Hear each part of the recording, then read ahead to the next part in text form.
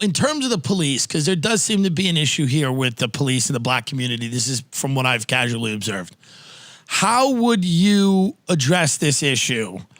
Yeah. As somebody that we make Candace Owens president tomorrow, what do we do? Do we demilitarize the police? Do we de-incentivize? No, we don't. Well, isn't there a way to demilitarize them? Because I'm not saying defund them, but do we need for the police to be like stormtroopers running around the country, kicking down doors because somebody might be smoking a joint? There's got to be a way to rein the police in a little bit, no? Let's be clear. The police are not kicking down your door because you're smoking a joint. Okay, so that's like leftism fantasy land. Like, I'm just smoking a joint, and the police always just kick down the door, and because they're just like military right now. Like, come on, that's ridiculous. Like, maybe you're a drug dealer and you happen to be smoking a joint, and the police came at that moment. But let's be real about that.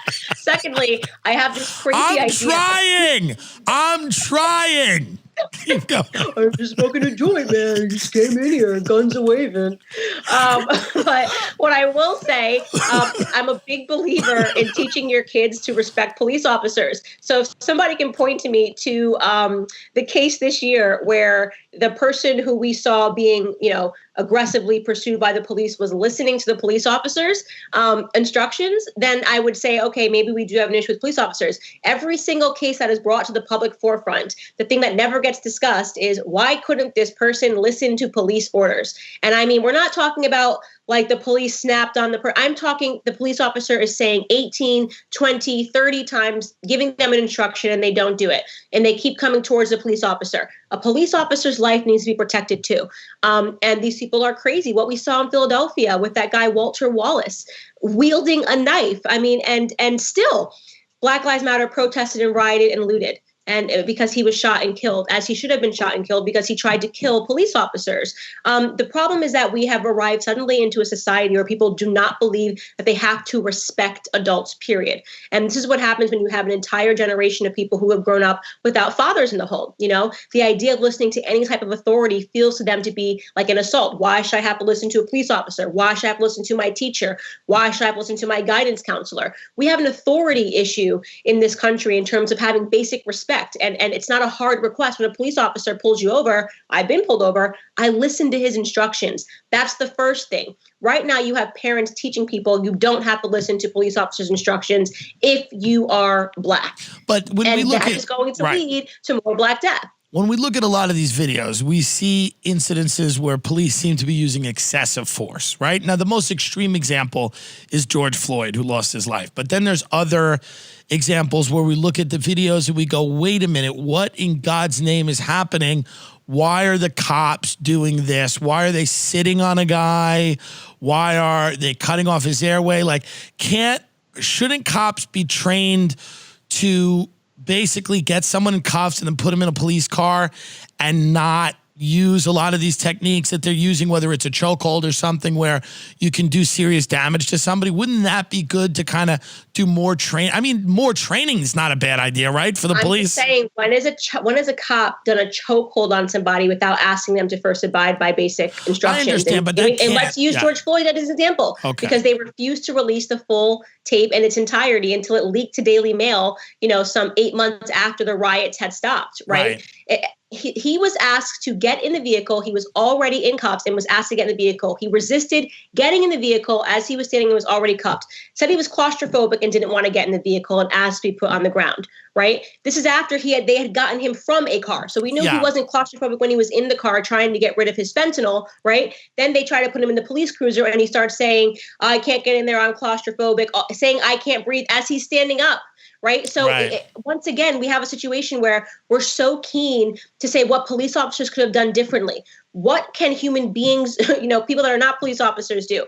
Follow basic instructions. Well, we got to imagine that the job, their instincts are not to put you in a chokehold. Right, but the job of a cop is you're dealing with people when they're not at their best, right? Now, I have people that I know that are cops that tell me our job is if we're at a situation, you're already dealing with somebody that's not at their best. They might be drunk, they might be on drugs. They're basically, this is not the best moment of their day.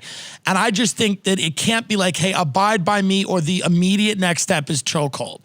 there does have to be some value in de-escalation training, or we cannot stand on someone's head. I'm sure you agree with the George Floyd. You know that. Like, what they did to George Floyd was murder. It was crazy. I mean, I agree with that. And I've said that over and over again, that it didn't have to end in that situation, even though I do feel it's important to point out that George Floyd, by his, according to his death record, he did not die from a chokehold. He died from a fentanyl overdose. Okay, I'm sure the chokehold didn't help.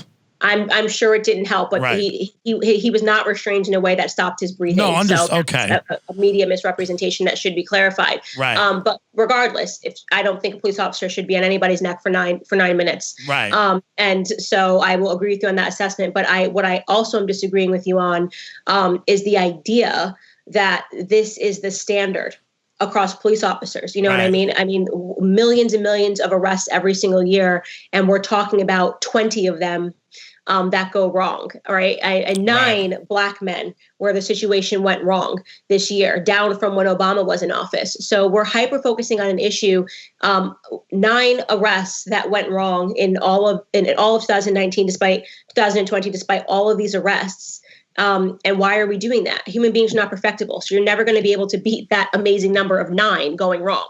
Right. And this is the reason why we know the names of every single Black person that has ended in an unfortunate circumstance with police officers, because it doesn't happen often. So we're able to know every single one of their names. And, again, I believe in personal responsibility and accountability. I think police officers are treated horribly more often than the other way around. And the data and statistics back up my point. Police officers are killed by Black men 18 and a half times more than Black men are killed by police officers. So you're putting the onus on police officers to be even nicer, even though they're 18 and a half times more likely to end up dead than the other way around. No, it doesn't. It just doesn't work that way. It's a dangerous job. It's a dangerous job. And it's one of those jobs where I think, like a nurse, like I joke around about nurses now that are yelling and screaming on Facebook about how tough their job is. I get it. It's a tough job. But when you were a nurse, you also signed up for the idea that sick people were going to come into hospitals. This is part of what you signed up for. So I just feel like with cops, like they signed up for a job that was potentially deadly. It was very dangerous.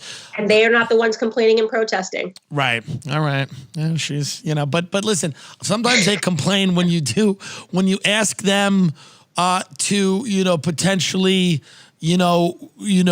like take a look at their behavior or their culpability. I've heard cops just like reject it out of hand, but I've heard other really smart people that are police go, listen, there should be more de-escalation training, right? There should be more training.